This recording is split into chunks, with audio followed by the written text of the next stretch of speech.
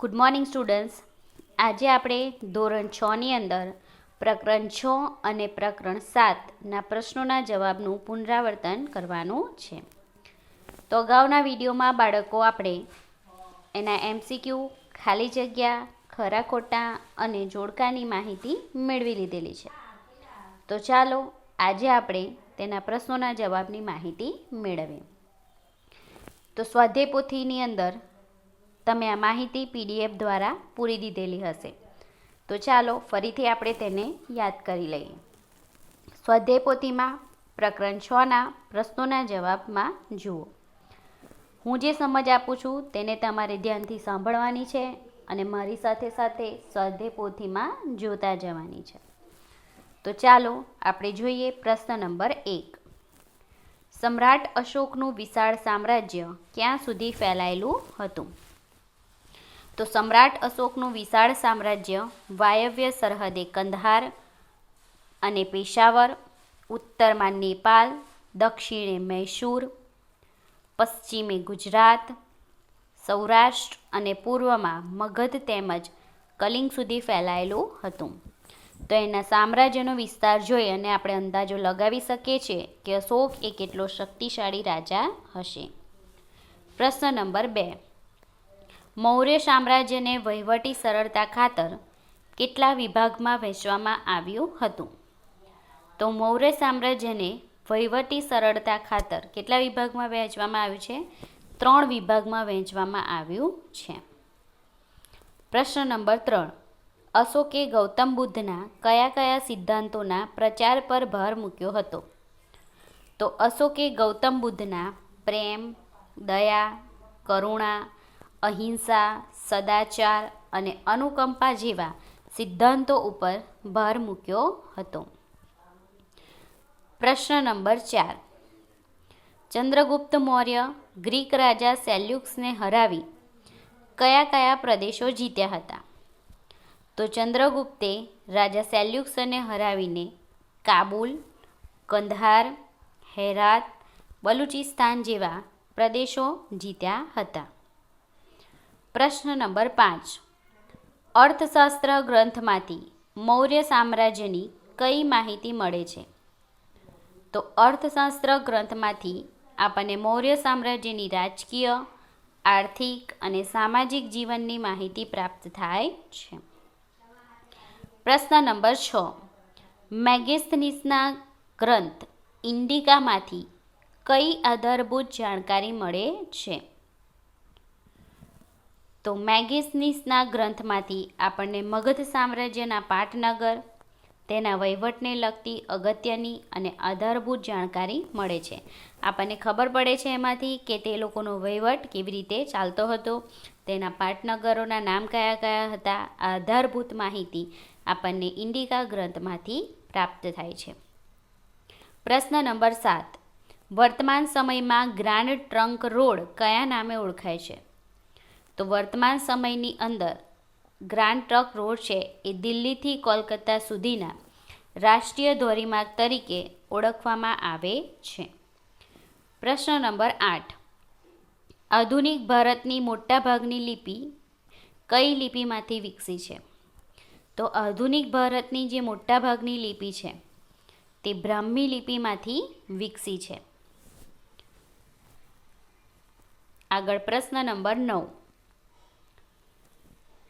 ગુજરાતમાં અશોકનો શિલાલેખ ક્યાં આવેલો છે? તો ગુજરાતમાં અશોકનો શિલાલેખ જૂનાગઢમાં ગિરનાર પર્વત તરફ જતા રસ્તામાં તળેટીમાં દામોદર કુંડ પાસે આવેલો છે. પ્રશ્ન નંબર 10. અશોકના શાસનમાં ધર્મ ખાતાના ઉપરી અધિકારીની શી ભૂમિકા હતી? તો એ પ્રજામાં બૌદ્ધ ધર્મનો પ્રચાર કરી અને તેનું નૈતિક ધોરણ ઊંચું લાવવાની કામગીરી એ તેના ઉપરી અધિકારીની હતી. ચાલો આગળ પ્રશ્ન નંબર 11. પાટલીપુત્રમાં ભરાયેલી ત્રીજી બૌદ્ધ ધર્મ પરિષદનો મુખ્ય હેતુ શું હતો? તો પાટલીપુત્રની અંદર જે ત્રીજી બૌદ્ધ ધર્મ પરિષદ ભરાઈ હતી તેનો મુખ્ય હેતુ હતો કે બૌદ્ધ ધર્મમાં જે મતાંતરો ઊભા થયા હતા એ દૂર કરી અને એમાં ધાર્મિક એકતા સ્થાપવાનો હતો. આગળ પ્રશ્ન નંબર 12. સમ્રાટ અશોકે કયા કયા દેશોમાં બૌદ્ધ ધર્મનો પ્રચાર કર્યો હતો? તો સમ્રાટ અશોકે મ્યાનમાર, સિલોન, સિરિયા, ઇજિપ્ત અને મેસેડોનિયા દેશોમાં બૌદ્ધ ધર્મનો પ્રચાર કર્યો હતો. પ્રશ્ન નંબર 13. વિશાળ મૌર્ય સામ્રાજ્યનો વ્યવસ્થિત વહીવટ ચલાવવા માટેનું આયોજન કોણે કર્યું હતું? તો વિશાળ મૌર્ય સામ્રાજ્યનો વ્યવસ્થિત વહીવટ થાય એ માટેનું આયોજન ચંદ્રગુપ્તના મુખ્યમંત્રી અને પ્રખર અર્થશાસ્ત્રી ચાણક્યએ કર્યું હતું. પ્રશ્ન નંબર 14. મૌર્ય સામ્રાજ્યના વહીવટી તંત્રના કેટલા વિભાગ હતા અને કયા કયા? તો આપણે આગળ માહિતી મેળવી બરાબર કે મૌર્ય સામ્રાજ્યના વહીવટી તંત્રના 3 વિભાગો, એમાં કેન્દ્રીય, પ્રાંતીય અને પ્રાદેશિક એમ 3 વિભાગો હતા. આગળ પ્રશ્ન નંબર 15. મૌર્ય શાસનમાં ગામનો વહીવટ કોણ કરતું હતું? તો મૌર્ય શાસનની અંદર ગામનો વહીવટ ઉપરી ગ્રામીણ ગામના ચૂંટાયેલા સભ્યોની સમિતિથી ગામનો વહીવટ કરતો હતો. બરાબર, એટલે કે ઉપરી ગ્રામીણ કે જે ગામના બધા સભ્યો હોય એની સંમતિથી ચૂંટાયેલો હોય એ વ્યક્તિ ગામનો વહીવટ કરતો હતો. ચાલો આગળ જોઈએ આપણે 2-3 વાક્યના પ્રશ્નના જવાબમાં. પહેલો પ્રશ્ન, મૌર્ય વંશની જાણકારી મેળવવાના સ્ત્રોતો જણાવો. આપણે કયા કયા આધારે મૌર્ય વંશની માહિતી મેળવી શકીએ છીએ? તો એમાં પહેલું છે કૌટિલ્ય કૃત અર્થશાસ્ત્ર, એટલે કે કૌટિલ્ય જેની રચના કરી હતી એ. બીજું મેગેસ્નીસનો ગ્રંથ ઇન્ડિકા. ત્રીજું દીપવંશ અને મહાવંશ જેવા બૌદ્ધ ગ્રંથો. ચોથું વિશાખદત્તનું મુદ્રા રાક્ષસ નાટક. પાંચમું મૌર્ય સમ્રાટોએ કોતરાવેલા શિલાલેખો, સ્તંભલેખો, સ્તૂપો અને વિહારો. બરાબર, કે સામ્રાજ્યની અંદર એ જે સમ્રાટો બની ગયા હતા એમણે કયા કયા શિલાલેખો, સ્તંભલેખો અને સ્તૂપો કોતરાવ્યા છે એના આધારે આપણે એ મૌર્ય વંશની જાણકારી મેળવી શકીએ છીએ. એના પછી બીજો પ્રશ્ન, બૌદ્ધ સાધુ ઉપગુપ્તના ઉપદેશની સમ્રાટ અશોક પર શી અસર થઈ? તો બૌદ્ધ સાધુ ઉપગુપ્તના ઉપદેશથી સમ્રાટ અશોકે શસ્ત્ર સંન્યાસ લીધો, એટલે કે ક્યારેય શસ્ત્ર નહીં ઉપાડે. તેણે ભવિષ્યમાં કદી યુદ્ધ ન કરવાનો નિર્ણય કર્યો, ક્યારેય યુદ્ધ નહીં કરે એવો એણે નિર્ણય કર્યો. બૌદ્ધ ધર્મ અંગીકાર કરી તેને રાજદ્વારીમાંથી ધર્માનુરાગી બની ગયો. બરાબર, એણે રાજધર્મ છોડી દીધો અને ધર્મને અનુસર્યો. બૌદ્ધ ધર્મના પ્રચાર પ્રસાર માટે તેણે શિલાલેખો, મઠો, વિહારો અને સ્તૂપો બંધાવ્યા. આગળ પ્રશ્ન નંબર 3. સમ્રાટ ચંદ્રગુપ્ત મૌર્યનું સામ્રાજ્ય ક્યાં સુધી ફેલાયેલું હતું? તો સમ્રાટ ચંદ્રગુપ્તનું સામ્રાજ્ય ઉત્તરમાં પેશાવરથી લઈ છેક કંદહાર સુધી હતું. પૂર્વમાં બંગાળા અને પશ્ચિમમાં ભારતમાં સૌરાષ્ટ્ર સુધી, દક્ષિણ ભારતમાં કોંકણ, મહારાષ્ટ્ર અને કર્ણાટક સુધી ફેલાયેલું હતું. ચાલો આગળનો પ્રશ્ન છે એ તમને ટૂંક નોટ તરીકે 3-4 વાક્યમાં પણ પૂછાઈ શકે છે, તો તેને તમારે ખાસ ધ્યાન રાખી અને સાંભળવાનો છે. સમ્રાટ અશોકનું હૃદય પરિવર્તન કયા કારણોસર થયું? તો કલિંગના યુદ્ધના પરિણામો જોઈ સમ્રાટ અશોકના હૃદયમાં અત્યંત દુઃખ થયું. જેનું છેલ્લું યુદ્ધ હતું કલિંગનું યુદ્ધ, બરાબર, એને એ જોઈ એનું પરિણામ બહુ દુઃખ થયું.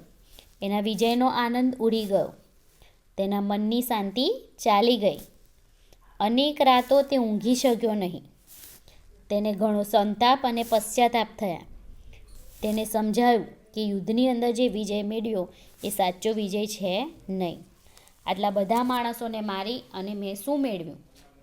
લાખો સ્ત્રીઓ અને બાળકોના નિશાસાદને. આ જોઈ અને એણે શું કર્યું? શસ્ત્ર મૂકી દીધા અને એણે બૌદ્ધ સાધુ ઉપગુપ્તને આધારે સદાચાર, કરુણા અને અહિંસાનો ઉપદેશ લઈ અને એણે શું કર્યું? બૌદ્ધ ધર્મ અપનાવી લીધો અને એનું હૃદય પરિવર્તન થઈ ગયું. ચાલો બાળકો, હવે આપણે પ્રકરણ 7ના 3-4 વાક્યોમાં પ્રશ્નોના જવાબની માહિતી મેળવીશું. તો આ માહિતી તમે સ્વાધ્યાય પોથીમાં અને નોટબુક બંનેમાં લખેલી જ છે. તો ચાલો તેને જુઓ અને મને સાંભળો. તેનો પહેલો પ્રશ્ન છે, ગુપ્ત યુગને ભારતીય સંસ્કૃતિનો સુવર્ણયુગ શા માટે કહેવામાં આવે છે? તો ગુપ્ત યુગને ભારતીય સંસ્કૃતિનો સુવર્ણયુગ એટલા માટે કહેવામાં આવે છે કેમ કે તેમાં રાજકીય એકતા, શાંતિ અને સલામતી સ્થપાઈ હતી. વેપાર અને ઉદ્યોગોનો ખૂબ જ વિકાસ થયો હતો. લોકો સુખી અને સમૃદ્ધ હતા. આ યુગમાં સંસ્કૃત સાહિત્યના સમર્થ સાહિત્યકારો તેમજ વૈજ્ઞાનિકો અને ગણિતશાસ્ત્રીઓ પણ થયા હતા. તેમાં લલિત કલાના ક્ષેત્રે અભૂતપૂર્વ વિકાસ થયો હતો. અનેક વૈજ્ઞાનિક શોધો આ યુગમાં થઈ હતી. ભારતમાં આ સમયે મંદિર સ્થાપત્યોની શરૂઆત થઈ હતી. આમ ગુપ્ત યુગમાં દરેક ક્ષેત્રે અસાધારણ વિકાસ થયો હતો. તેથી તેને ભારતીય યુગનો સુવર્ણયુગ કહેવામાં આવે છે. એના પછી પ્રશ્ન નંબર 2, ગુપ્ત યુગમાં ધાર્મિક સ્થિતિ કેવી હતી? તો ગુપ્ત યુગની અંદર હિન્દુ ધર્મની સંસ્કૃતિ પૂર્ણ કળાએ ખીલી હતી કેમ કે તેમાં રામાયણ, મહાભારત અને પુરાણોનું પુનઃસંકલન થયું હતું. શ્રીમદ ભગવદ્ ગીતા ખૂબ મહત્વનો ગ્રંથ બન્યો હતો. વૈષ્ણવ ધર્મ રાજ્ય ધર્મ હતો, પરંતુ જૈન ધર્મ અને બૌદ્ધ ધર્મનો પણ વિકાસ થયો હતો. આ સમયે બૌદ્ધ ધર્મમાં મહાયાન અને હીનયાન આ 2 પંથો વિકસ્યા હતા. આમ ગુપ્ત યુગની ધાર્મિક સ્થિતિ એ કેવી હતી? પ્રશંસનીય હતી. આગળ પ્રશ્ન નંબર 3, ગુપ્ત યુગની વિજ્ઞાન ક્ષેત્રની સિદ્ધિ કેવી હતી? ઉપર આપણે ધાર્મિક સ્થિતિ જોઈ, હવે વિજ્ઞાનની સિદ્ધિ જોઈએ કે ગુપ્ત યુગ દરમિયાન મહાન વૈજ્ઞાનિકો અને ગણિતશાસ્ત્રીઓ થઈ ગયા. આર્યભટ્ટ નામના ગણિતશાસ્ત્રીએ દશાંશ પદ્ધતિ અને શૂન્યની ક્રાંતિકારી શોધ કરી. મહાન વૈજ્ઞાનિક વરાહમિહિરે બૃહદ સંહિતા નામનો ખગોળશાસ્ત્રનો લગતો ગ્રંથ લખ્યો. વાઘભટ્ટ નામના વૈદિક શાસ્ત્રીએ આયુર્વેદિક ક્ષેત્રે અષ્ટાંગ હૃદય નામનો ગ્રંથ લખ્યો હતો. ત્યારબાદ દિલ્હી પાસે જે મહેરૌલીનો સ્તંભ બનાવવામાં આવેલો છે એને 1600 વર્ષ થયા હોવા છતાં હજુ સુધી તેને કાટ લાગ્યો નથી. તો આ ગુપ્ત યુગની એ અભૂતપૂર્વ સિદ્ધિ કહેવામાં આવે છે. ચાલો હવે આપણે આ પાઠના ટૂંકમાં પ્રશ્નના જવાબની માહિતી મેળવીએ. તેમાં પહેલો પ્રશ્ન છે, ગુપ્ત સામ્રાજ્યની સ્થાપના કોણે કરી હતી? તો ગુપ્ત સામ્રાજ્યની સ્થાપના શ્રી ગુપ્તે કરી હતી. બીજું, ચંદ્રગુપ્ત પહેલાંના લગ્ન કોની સાથે થયા હતા? તો ચંદ્રગુપ્ત પહેલાંના લગ્ન લીછવી જાતિની રાજકન્યા કુમારદેવી સાથે થયા હતા. ત્રીજું, ચંદ્રગુપ્ત પહેલાંએ કયું બિરુદ ધારણ કર્યું હતું?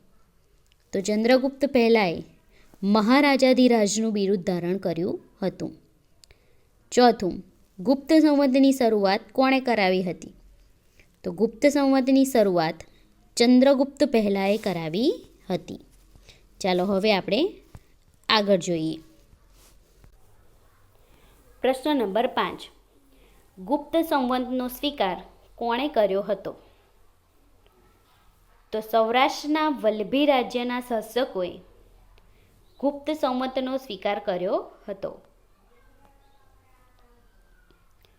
પ્રશ્ન નંબર 6, ગુપ્ત સંવત શરૂ થતાં શું શક્ય બન્યું?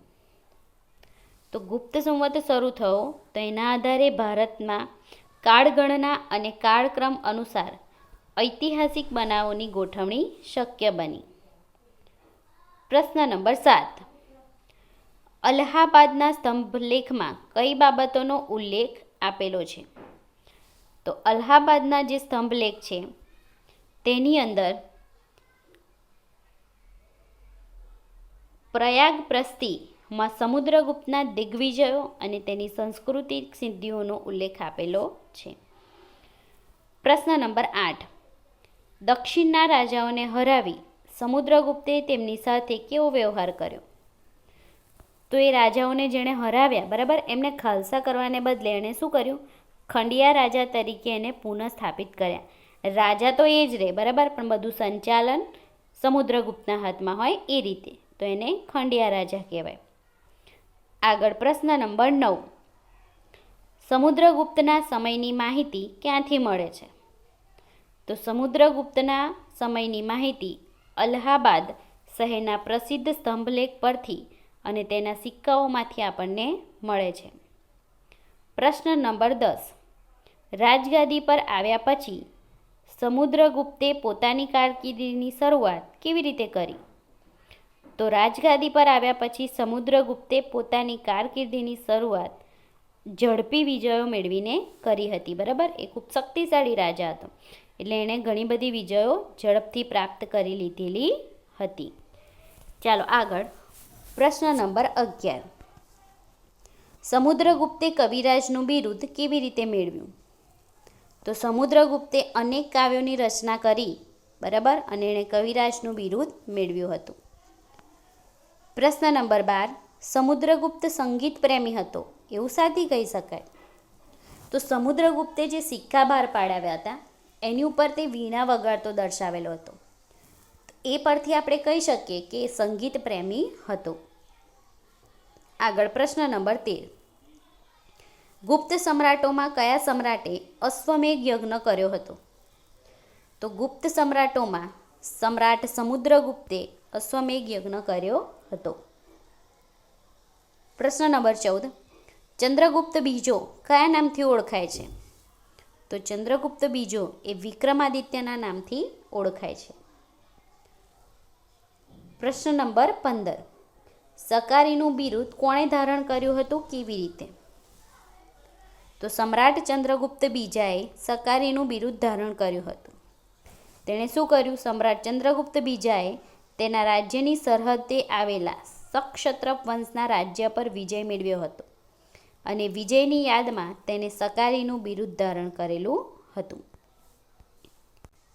તો બાળકો, આજે આપણે પ્રકરણ 6 અને પ્રકરણ 7ના પ્રશ્નોના જવાબની જે માહિતી મેળવી છે એ માહિતી તમારે તૈયાર કરવાની છે.